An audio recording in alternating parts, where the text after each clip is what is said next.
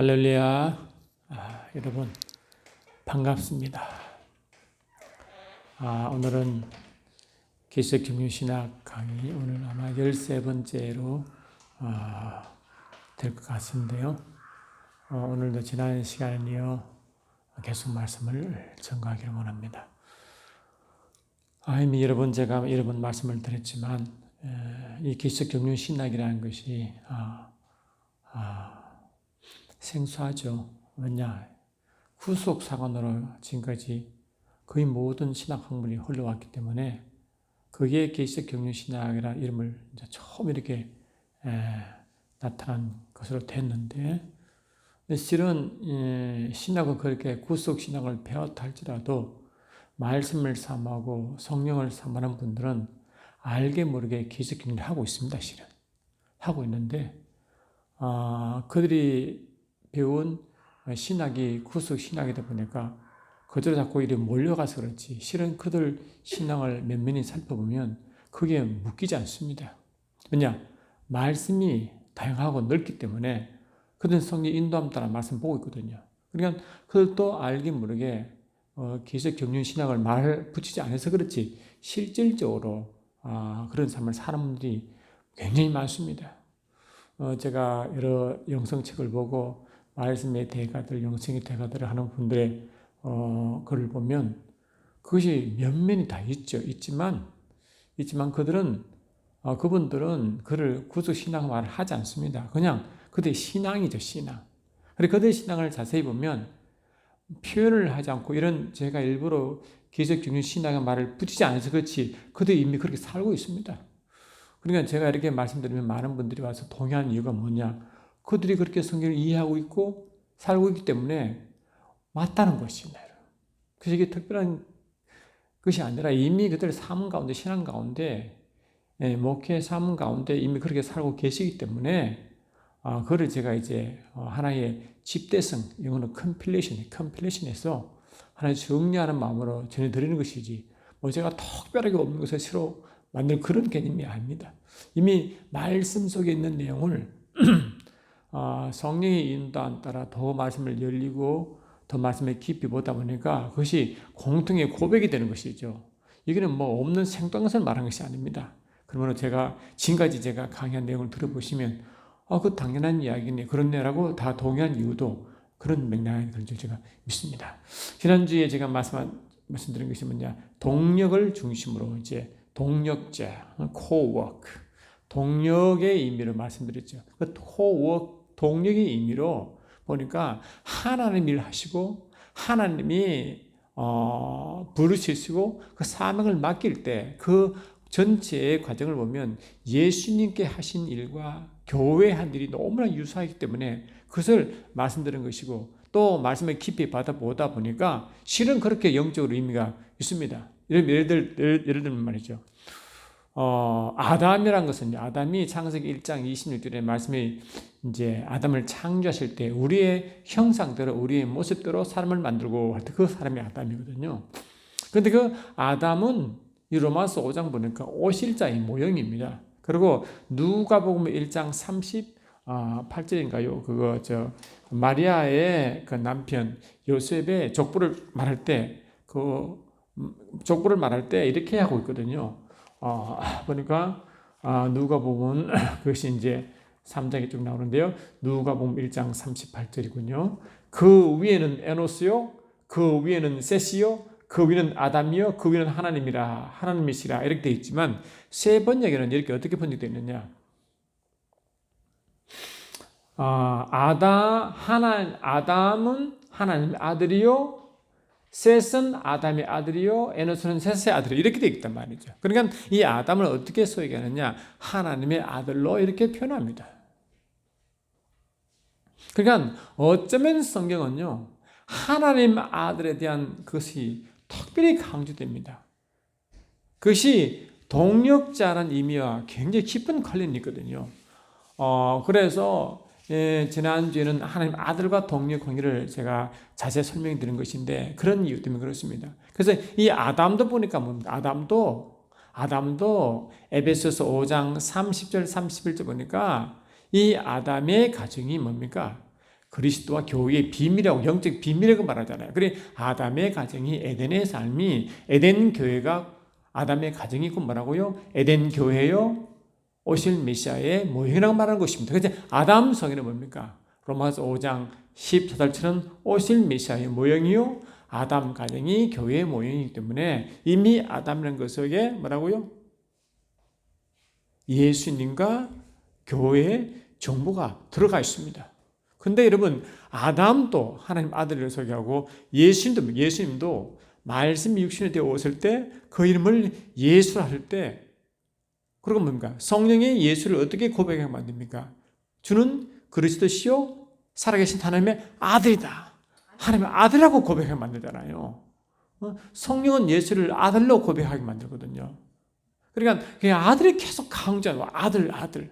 그런데 또 이 교회를 예정할 때요. 로마서 8장 29절에 말씀드린 것 같이 하나님이 미리 아신 바대로 미리 예정하시는데 뭘 예정하셨냐? 하나님의 아들의 형상을 본받게 하여 예정됐단 말이죠. 그래 이 교회도 그 교회를 말하는데 교회도 예정을 말하면서 아들의 형상, 아들 자꾸 말한단 말이에요. 아들이다. 할렐루야. 그래서 이 아담도 아들이요, 아담의 실체인 예수님도 아들이요 하면 또 그 교회도 아들의 모임이고 다 아들이잖아요. 그래서 이 아들에 대한 제가 가만히 생각해 보니까 이것이 말 되는지는 모르지만 나중에 책을 이제 아담 책을 이미 그 생각은 다 하고 있어. 작년부터 써야 되는데 서지를 못했지만 아담의 책을 쓸 때 하나님의 아들의 신학이라고 한번 붙여볼까 그런 생각도 했죠. 왜? 아들이 굉장히 중요하거든요. 왜 말씀 육시에 오신 그분을 아들하고 자꾸 말하게 할까? 그래서 예수님이 이 땅에 올 때요. 아버지를 같은 하나님이 삼위일체 하나님이신데 특별히 예수님은 하나님을 아버지라고 계속 어르신 아버지요. 요한복음 10장 보니까 어르신 아버지요. 아버지 계속 아버지 하잖아요. 아버지요. 그리고 이 아버지에서 극진히 존칭을 취하고 아버지를 존경하고 아버지를 예배하는 모습으로 보여줍니다. 아버지를 공경하고 아버지를 경외하고 말이죠. 아버지께 기도하고 말이죠. 아버지께 구하고 말이죠. 특별하게 하나님으로서의 말씀이 아니라 아들로서 아버지를 대하는 거로 다 나왔다고요. 그래서 이 아버지가 아들에 대한 마음도 이 마태복음 3장 17절 보니까 예수님이 침례를 받으실 때 뭐라요? 하늘로부터 음성이 있잖아요. 음성이 어떻게 말합니까? 음성이 뭐라고 했어요? 이는 내 사랑하는 자니 내 기뻐하는 자라고 아버지께서 아들의 마음을 표현했잖아요. 그리고 마태복음 17장도 변화산에서 이 베드로, 야고보, 요한을 만날 때 그때 하늘 음성이 그게 들림으로 뭐라고 이는 내 사랑하는 내 기뻐하고 분명히 그도 말했단 말이죠. 그러니까 이 아버지가 아들에 대한 마음이 아주 턱심합니다. 우리도 뭔가 우리가 아들을 볼 때 아들에 대한 마음이 부모로서 아들에 대한 마음이 아주 특별하잖아요. 왜냐? 아들은 아버지 분신이거든요. 그것을 어떻게 말한다고? 성경에서는 하나님의 형상이다.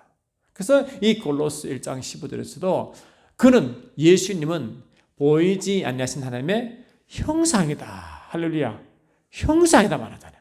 그리고 고린도후서 4장 4절에서도 망하는 자들에게는 세상의 신이 그들의 마음을 혼미케 하여 예수 그리스도의 얼굴에 복음의 광채를 비치지 못하게 하면 이는 하나님의 형상이라 하므로 예수를 하나님의 형상으로 잠깐만 형상은 닮을 걸 할렐루야 닮은 걸 대신하는 자 나타나는 자 할렐루야 그 표현이 닮은 꼴이라는 형상이거든요. 여러 번 말씀드렸지만 하나님은 영이시기 때문에 요한복음 4장 23, 24가 하나님의 영이시니 예배하는 자보다 영과 진리로 예배하라고 말하잖아요. 하나님의 영이시기 때문에 그분의 형상은 없어요. 형상은 물질화되어 있고 만질 수 있고 느낄 수 있는 그런 형상인데 영을 어떻게 표현하고 영을 그렇게 표현한단 말이죠. 그러니까 하나님의 형상은 뭡니까? 영이신 하나님을 보이도록 느끼도록 만나도록 대신하도록 표현하도록 이렇게 한단 말이에요. 그래서 예수님은 아버지의 표현이시다. 나타냄이시다. 할렐루야. 아무도 세상은 아버지를 모르지만 예수를 통하여 아버지를 나타내고 계시하고 증거한다. 할렐루야. 그래서 요한계시록 3장 14절에서도 예수님을 아멘이시오 창조의 근본이시오 하나님의 진실된 증인이라고 한다. 예수를 증인이다. 또 또 요한복음 1장 18절에서도 킹 제임스 성경 이렇게 말하죠. 아무도 어느 때나 아버지를 본 적 없을 때 아버지 품속에 독생하신 네가 하나님을 드러냈다고 말합니다. 그래 하나님 아버지를 누가 드러냈다고요? 독생자가 그분을 드러냈다. 왜? 독생자가 아들이거든요. 그래 아들이 뭐라고? 아버지를 드러낸다는. 그래 아버지와 아들 관계는 뭡니까? 표현 관계요, 대신할 관계요, 증인의 관계요, 표현할 관계. 할렐루야. 이런 관계를 말합니다. 대신은 뭐라고? 아버지를 닮았기 때문에 그렇고 또한 아버지를 닮았기 때문에 아버지의 형상을 본받았기 때문에 아버지 말하고 그들 상속을 받고 아버지 일을 하는 것입니다. 아버지. 그걸 보고 상금을 그걸 보고 뭐라고요? 동력이라고 했다. 그래 이 아담의 정보 속에 예수님과 교회가 들어가 있고 공통 부모가 뭐냐? 아들이다. 또 우리가 뭡니까? 예수님 마태복음 1장 1절 보니까 예수님의 계보를 말합니까? 아브람과 다윗 자손을 말하죠. 이 아브라함의 자손이 아브라함의 씨가 예수님이요. 아브라함의 씨가 교회잖아요. 왜? 갈라디아서 3장 6절 7절 16절 29절 다 뭡니까? 아브라함의 씨란 탄수를 그리스도와 교회에 대해서 선단한 것입니다. 보세요. 다 공동부모가 뭡니까? 아들이잖아요. 할렐루야. 우리도 성령으로 거듭나면 우리가 성령께서 장자영을 되게 하셔서 우리를 아바 아버지라 부르지 않습니까? 그게 로마서 8장에 나오고 갈라디아 4장도 나옵니다. 그게 히브리서 2장 10절에서도 아들이라 말하잖아요. 그러니까 그런 면에서 특히 사역자 동력의 의미에서 이렇게 했다. 그래서 하나님은 그런 자신의 일과 뜻과 계획을 맡길 자, 그 일을 할 자를 교회와 예수가 동력으로 일하게 한다고 분명히 말씀을 드렸습니다. 그런 의미에서. 그런 의미에서는 굉장히 중요하죠. 이해하시죠? 왜 아들이라고 자꾸 부르는지, 왜 아담을 한 아들로 소개하고 예수님과 교회를 같이 아들의 공통 단어인 아들로 사용하는지 이 동력의 의미에서 분명히 제가 지난주에 말씀을 드린 걸로 이해합니다. 그러니까 우리가 다시 한번 말씀을 드리면요. 요한복음 12장을 다시 좀 보시죠. 오늘 그 부분을 좀 하려고 합니다. 이 동력은 제가 지우겠습니다. 그래서 동력은 제가 지우겠습니다. 앞으로 이런 동력 이야기는 계속해서 제가 아마 말씀을 계속 반복해 드릴 것입니다. 그래서 요한복음 12장 오늘 다시 좀 보시면 오늘은 특별하게 왜 이 구속 신앙과 기적 경륜 신앙에서 보는 관점이 기적 경륜 신앙이 훨씬 더 포괄적이고 하나님 중심적인 것을 제가 설명을 드리려고 합니다. 이미 제가 여러분 말씀드린 걸 알고 있지만 예수님의 유언 같은 기도가 요한복음 17장이 대표이지만 요한복음 12장 27절부터 32절도 같은 맥락으로 말씀을 드렸습니다.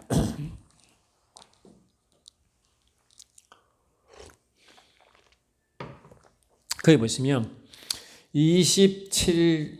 요한복음 12장을 다시 제가 보신 말이죠. 요한복음 12장 27절부터 32절 보시면 27, 28절은 우리가 주기도문에서 말씀드렸지만 주기도문에서도 아버지 이름의 영광, 아버지 이름과 그분의 영광에 위해서라는 이야기를 했습니다. 12장 27절 보니까 21절 보니까 아버지 이름을 영원하게 한다. 하나님 아버지 뭐라고? 이름을 영원하게 한다. 오케이 한다. 그러고 이 31절 그다음에 27절 30절 같은 내용이고요. 31절이 뭐라고? 31절이 이 세상 임금의 심판이라고 하십니다. 그다음에 32절이 뭐라고? 32절이 인간 구원과 나중까지 이제 예수님이 재림하실 때 휴거와 부활에 참여하는 마지막 구원의 완성까지 인간 구원과 그 구원의 완성. 이게 이제 부활과 휴거죠. 부활과 휴거까지. 이까지 이제 이야기했다. 보세요. 예수님의 유언 같은 기도라면 십자가전을 두실 때, 십자가를 지시러 오실 때 이 십자가의 고통이 진짜 주님이 드실 잔인데 말이죠. 잔인데 자신이 드시기 전에, 십자가 돌아가시기 전에 요원 같은 다시 말해 십자가를 지어야 할 이유를 정확하게 설명하는 거잖아요. 할 때 우리가 구속 사건 같으면요, 여러분 구속 사건이 속안에서 예수 오신 이유가 뭡니까? 십자가 피 흘린 이유가 뭡니까? 그렇죠? 우리를 구속하기 위함이죠. 인류의 죄를 사함이죠. 응? 응? 이미 이런 여러 번 주님 말씀하셨잖아요. 요한 1서 2장 2절에서도 주님의 십자가, 그것이 뭡니까? 예수 십자가 그 피가 유대인뿐만 아니라 온 이방인 모든 인류의 죄를 위함이라고 분명히 되지 않습니까? 그러니까 분명한 사실은 십자가에서 피 흘림 사건은 인간의 이 죄의 대성이 분명히 그게 있습니다. 갈라디아 3장에서도 곳곳에 우리의 저주를 담당하시고 우리의 죄를 담당하시고 말하잖아요. 우리의 죄와 저주를 담당하셨다. 우리의 뭐라고? 우리의 죄와 저주를 하시러 오시고 했다. 그 분명한 사실이죠. 맞습니다. 우리의 죄와 저주를 담당하시러 오시고 십자가에 피 흘리셨다. 맞아요. 그런데 예수님의 유언 같은 기도는 뭐를 지금 말하시느냐? 맞지만 만약에 우리가 이미 아시고 있는 바와 같이 인간의 죄 사함을 위해서만 예수가 오셨다라고 구속 신앙처럼 구속 사건처럼 그렇게 말한다면 어떻게 예수님이 십자가 잔을 드시기 전에 유언 같은 기도를 하셔야 되냐면은 뭔데 말일까? 이거부터 맞아. 인간의 구원부터 말씀해야죠. 이게 priority number one 같은 말이죠. 근데 주님은 세 번째 priority를 준단 말이죠. 우선순위를. 첫 번째 우선순위 뭡니까? 십자가 잔을 드시는 이유가 이거란 말이죠. 하나님 아버지 이름을 영원하게 하는 것. 주기도도 똑같죠. 아버지 이름이 영원하게 하옵소서. 똑같은 말씀이죠. 할렐루야. 나라가 임하옵소서. 그분의 이름과 그분의 나라를 먼저 두잖아요. 그러니까 먼저 주님이 십자가 지신 이유가 우리는 이것으로 인간 구원이 최고라고 생각하지만 실은 주님이 뭘 말하고 있어요? 이것부터 다시 말하면 하나님의 영광과 하나님의 이름과 그분의 영광을 먼저 말한단 말이죠. 그러니까 이 주님이 오신 이유가 뭐냐? 주님 오신 이유는 창세기 3장에 인간이 타락하고 아담이 타락하여 인간을 구원할 목적으로 오신 것은 분명히 맞지만 인간 타락 때문에 예수님 오실 필요가 생긴 것이 아니라 인간 타락과 상관하지 않냐고 창세전에 주님 오시러 이미 예배되어 있습니다. 그게 이 베드로전서 1장 18절로 20절 분명히 나왔거든요. 창세전에 그분이 오시러 되어 있습니다.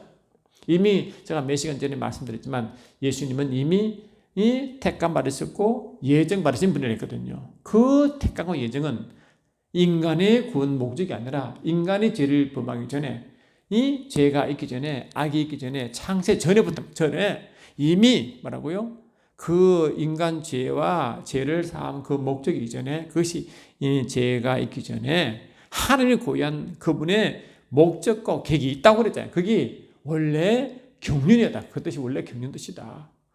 그분의 뜻과 계획과 목적을 이루시기 위한 작정이 있고 그 작정대로 뭐라고 예수님 오시게 돼 있고 할렐루야.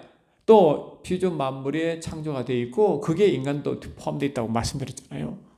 그러니까 죄 때문에 한 것이 아니라 죄가 있기 전에 죄가 범하기 전에부터 뭐라고 고유한 아버지 뜻과 목적이 있다. 그걸 위해서 예수님이 오시려 이미 창세 전에 결정되어 있는 것입니다.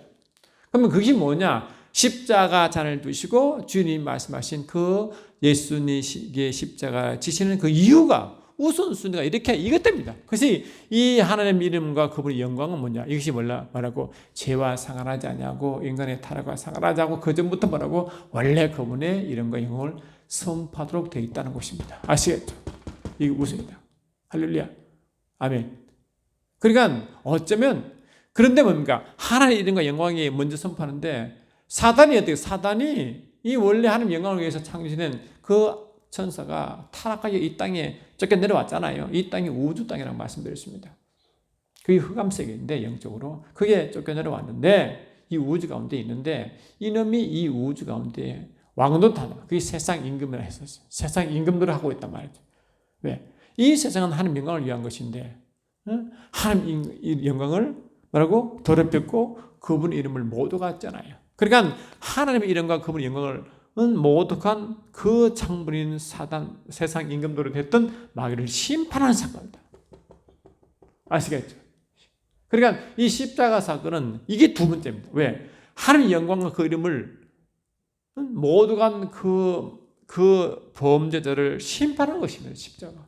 그리고 뭡니까? 세 번째는 야담 타락 때문에 이 누가복음 4장 6절에 주님이 이 30세 되어 하늘 아버지 일을 시작하실 때 이 본격적으로 아버지 일을 하시기 전에 성령으로 이제 보내심 받아 밀림 강권적으로 광야로 내모심을 받아가지고 거기서 뭡니까? 시험 받잖아요. 그러므로 예수님은 이 세상에 악한 자, 세상 임금이 있다는 것을 영적으로 계시하는 겁니다. 드러내는 것입니다. 영적으로 나타내는 것입니다.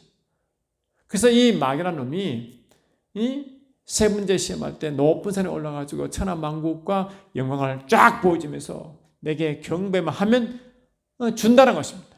자기 원하는 자에게 준다는 것입니다. 그 주님 뭡니까? 하나님만 경배하라 그러고 말씀으로 승리했잖아요. 그러니까 원래 세상과 만물과 영광이 아버지 건데 지가 지금 갖고 있잖아요. 물론 아담의 타락 때문에 그런 것이지만 하여튼 그러한 불법자를 말하고 심판한 사건이 십자가의 두 번째 목적이었다. 그리고 이 마귀가 이 세상을 다스리고 임금 노릇하며 인간 또한 마귀 안에서 고통당하고 있는 인간들을 구출한 사건이 세 번째 목적인 것입니다. 아시겠죠? 그리고 십자가는 뭡니까? 십자가는 인간의 죄를 지었기 때문에 창세기 3장부터 도입된 건 사실이지만 예수 오신 이유는 뭐냐? 그리고 십자가 사건에 예수의 십자가 사건이 확정된 것은 예수 오심 사건에 또 덧붙인 회복 사건이었지만 하여튼 그 십자가는 뭡니까? 먼저는 영원전에 제 이전에 오직 아버지의 그 영광을 선포하는 그 사건이 십자가를 든 이유 중에 첫 번째였다. 아시기 바랍니다. 할렐루야. 그래서 오늘은 뭡니까? 보니까 주님은 죄와 악을 발상하기 이전부터 예수께서 오시게 되어 있는데 아버지 일을 하러 오셨다. 아버지 뜻을 행하러 오셨다. 그래서 요한복음 14장에서도 뭐라고? 아버지 뜻을 아버지 내게 이루려 하신 일을 다 이루셨다. 히브리서 아버지 뜻을 이루러 오셨다. 다 나오잖아요. 그런 아버지 뜻을 이루시는 그것이었는데 그래서 이 첫 번째 예수께서 오신 이유가 첫 번째 뭡니까? 물론 예수께서는 뭐라고? 하나님 아버지의 계시도 있죠. 또 정인도 있지만 특별하게 또 뭐라고? 하나님 아버지의 뜻과 일을 행하러 오셨다. 일을 하시는 것이다. 그래서 다시 말하면 뭐냐?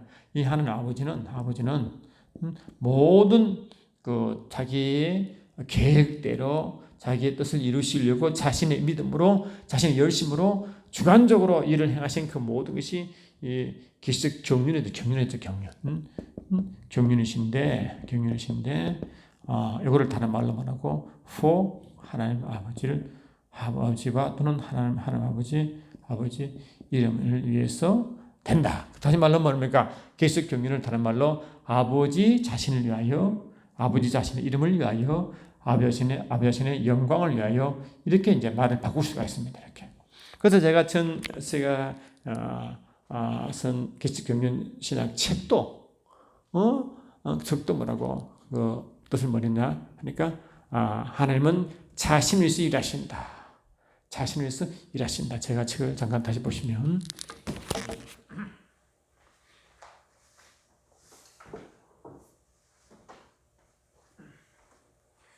자, 이 책이 이제 그 책인데, 여러분 이 책 아시죠? 이 책 아마 한 권씩 가지고 계신 줄 믿지만, 이 책이 뭐라고 제목이 하나님의 경륜책이지만 부제로 어떻게 되어 있습니까? 위에 하나님은 자신을 위해서 일하신다. 자신을 일하신다.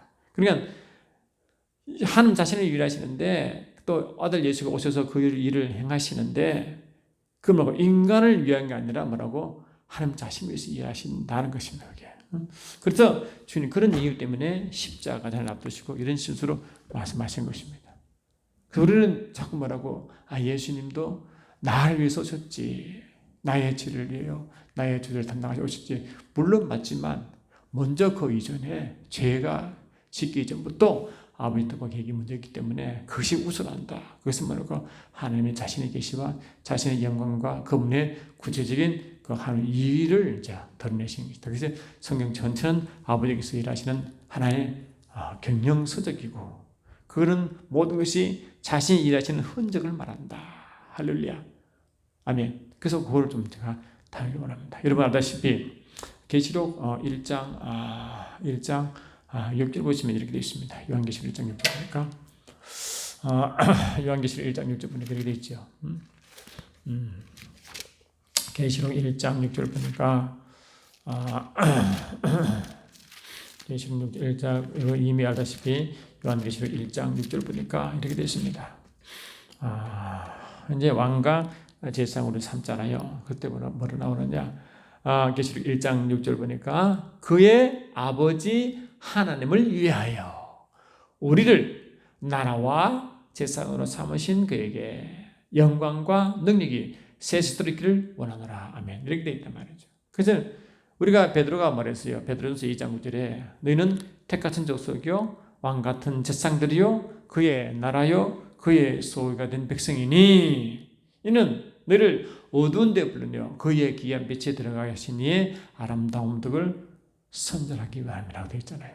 그래서 우리 몸된 교회를 택하신 족속이다 했어요. 그리고 왕같은 제사장이라고 말했습니다. 그러니까 택함 받고 왕같은 제사장을 삼은 이유가 계시록 1장 6절에 뭐랍니까? 그의 아버지 하나님을 위하여 뭐라고?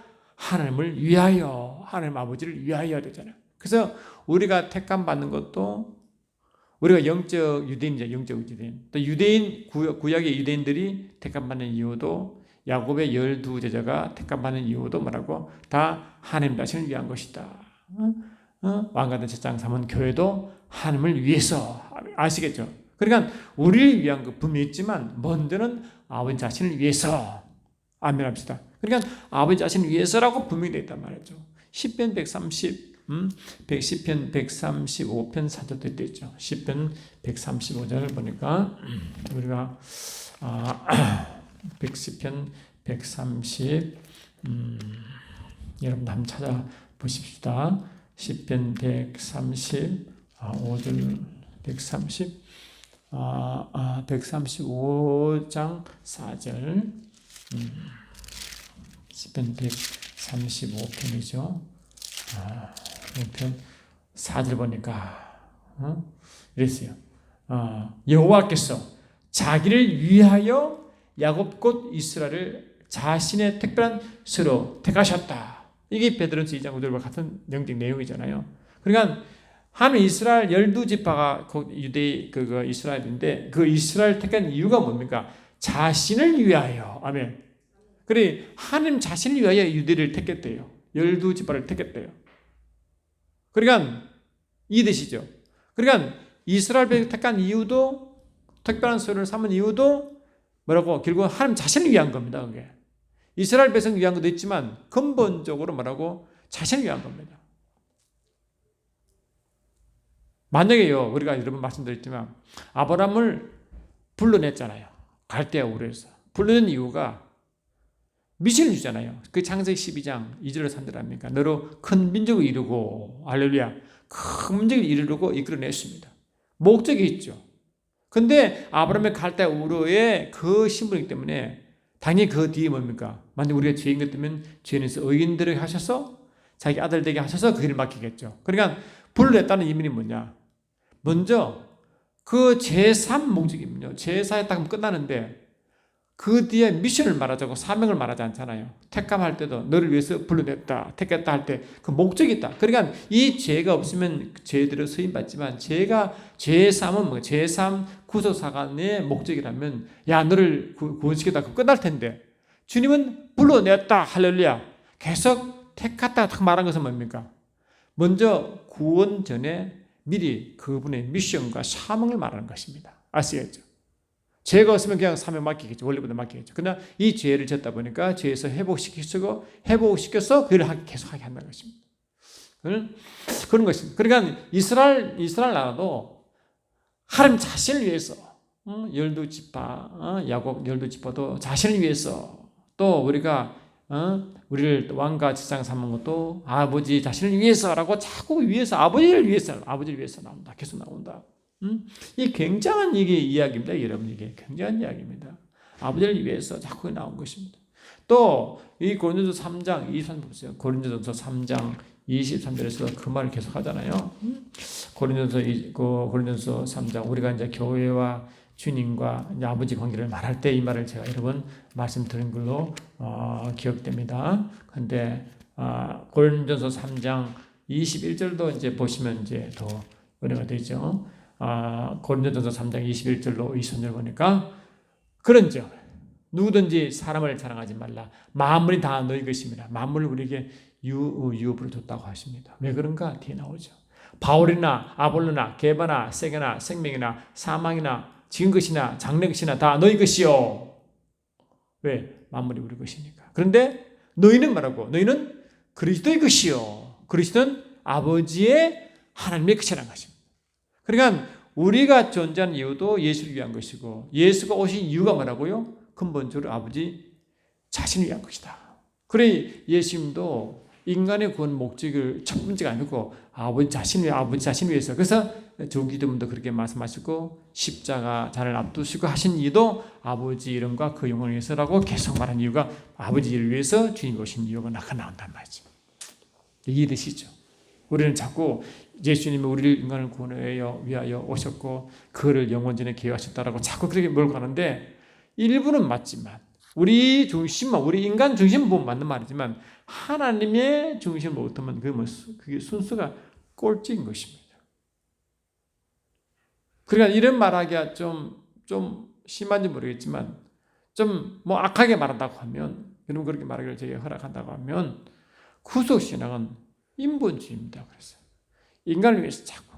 그러나 주님 말씀한 이 성경 자체는 이거부터 먼저 시작하기 때문에 근본적으로 하나님 중심적으로 하나님 자신을 위해 신본주의로 보면 이렇게 되는 것입니다. 신본주의.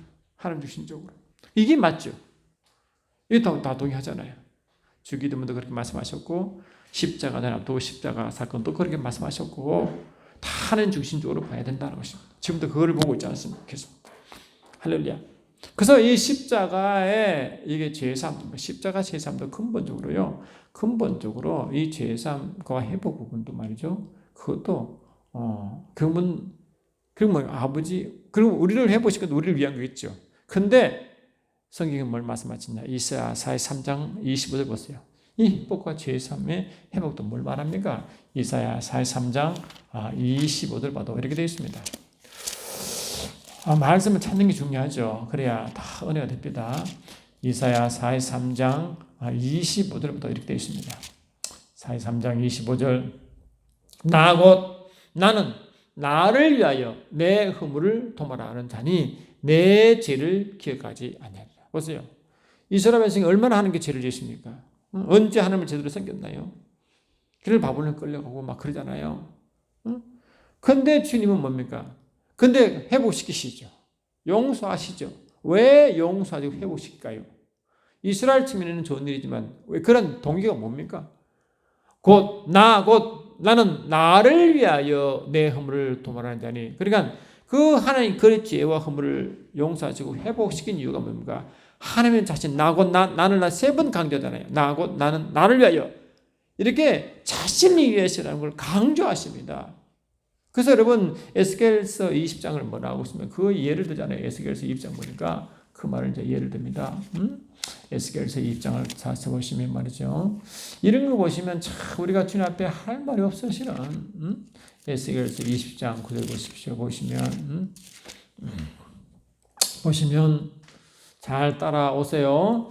그러나 내가 그들이 거주하는 이방인의 눈앞에서 그들에게 나타나 그들을 애굽 땅에서 인도하여 내었나니 이는 내 이름을 위함이라. 내 이름을 그 이방인의 눈앞에 더럽히지 아니하려고 행하였습니다. 그래 이스라엘 백성을 출애굽시킨 이유가 뭡니까?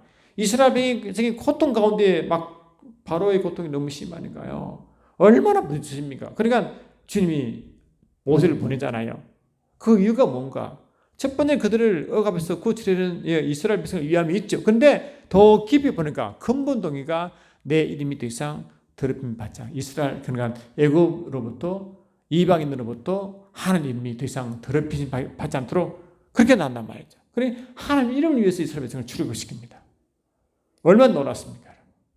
그리고 이스라엘 자신을 보면 자기를 위해서 구속했지만 너무 감사하지만 근본적으로 아버지는 뭡니까? 야, 내 이름 때문에 너를 구출한 거야. 너를 잘나서 그런 게 아니라 이 말이거든 지금요. 너희들이 더 이상 애굽에서 내 이름으로 내 이름이 모독당할까 봐 내 이름을 위해서 너를 회복시킨다 이 뜻입니다. 출애굽한다 이 뜻입니다.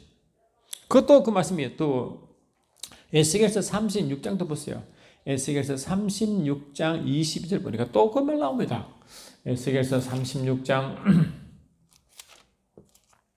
22절 보니까 그러므로 너는 이스라엘 족속에 이르기를 주 여호와께서 같이 말씀하시기를 이스라엘 족속아 내가 이렇게 행함은 너희를 위함이 아니요 너희가 들어간 그 여러 나라에서 더럽힌 나의 거룩한 이름을 위함이라. 여러 나라 가운데서 더럽혀진 이름 곧 너희가 그들 가운데에서 더럽힌 나의 큰 이름을 내가 거룩하게 할지라. 내가 그들의 눈앞에서 너희로 말미암아 나의 거룩함을 나타내리니 내가 여호와인 줄 여러 나라 사람이 알리라. 주 여호와의 말씀이니라. 아시겠죠? 그러니 주님이 그들을 회복시킨 이유가 너희들 위한 게 아니다. 분명 너희들 위한 게 아니고 나의 더럽힌 이름을 내가 거룩하겠다. 회복시켰다 이 뜻이거든. 그러니 근본적으로 그들을 구원시키고 회복시킨 이유가 하나님의 이름을 회복시키려고 더럽힘 받지 않도록 한국에 한 것입니다. 또 36장에 똑같이 나와요. 이 에스겔 36장에서도 이렇게 39장에서도 39장 25절 또 나와요. 39장 29절 보니까 또 나옵니다. 39장 29절 보니까 39장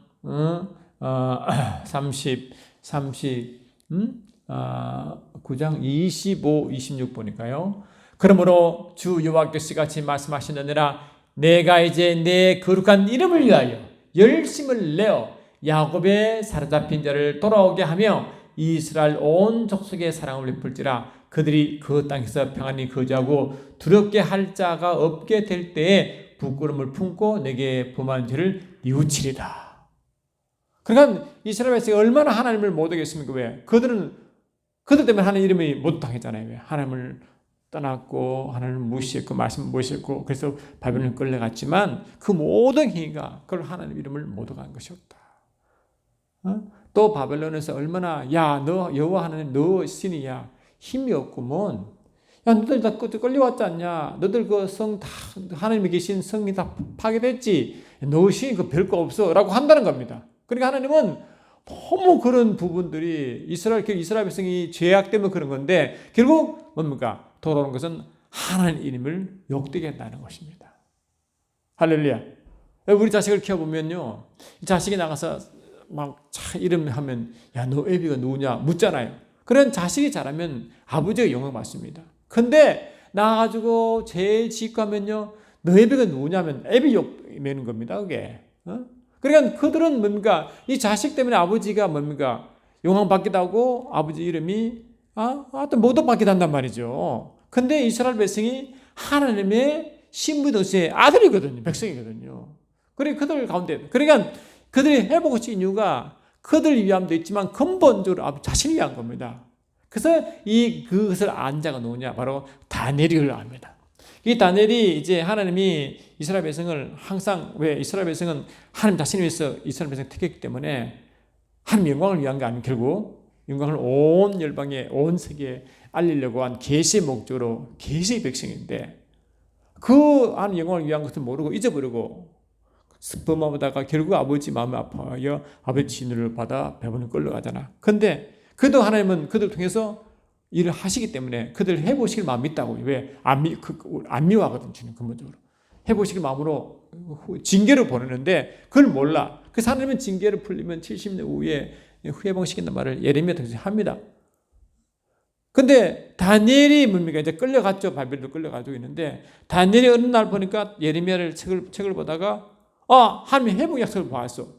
근데 70이 다 차가는데 이 70이 다 차가면 하나님이 약속하셨지만 하나님이 그